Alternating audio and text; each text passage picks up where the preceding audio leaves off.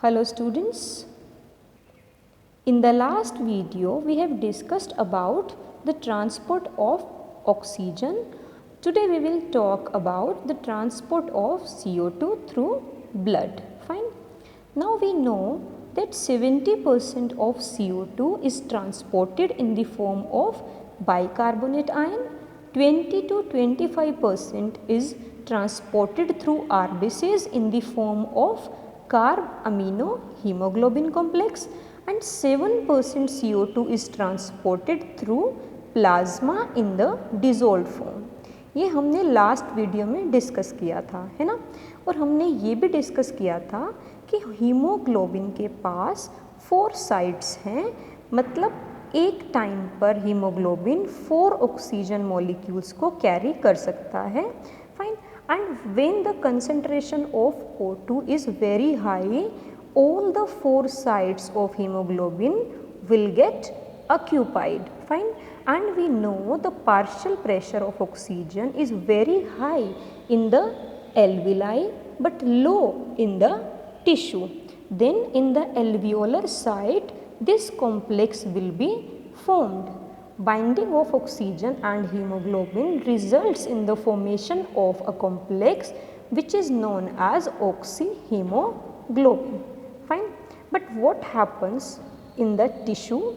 We know that our cells will utilize the oxygen for the various reaction and as a byproduct CO2 will be released.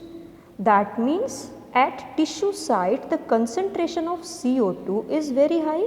So what happens? Hemoglobin will release the oxygen and will bind with the carbon dioxide. Fine.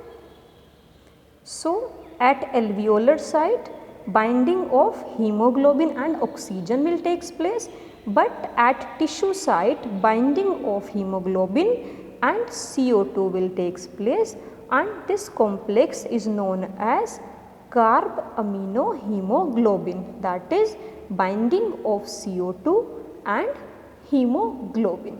Fine. So like this CO2 will be transported.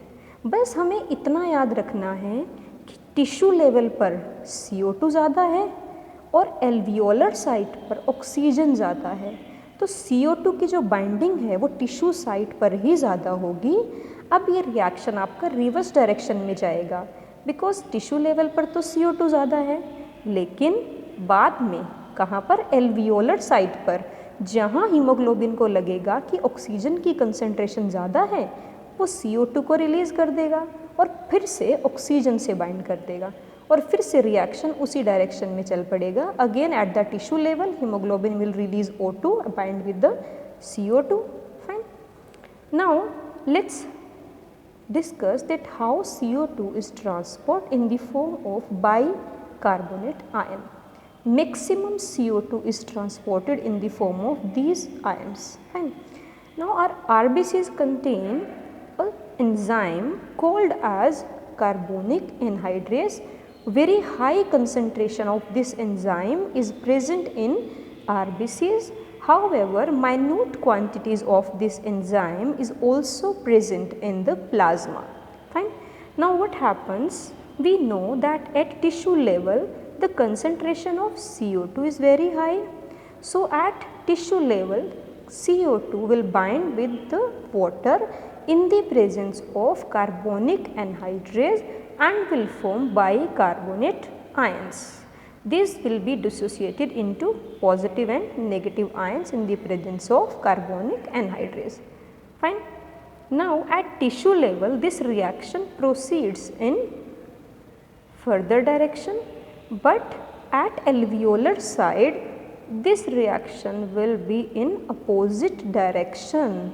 That means at tissue level the concentration of CO2 is very high.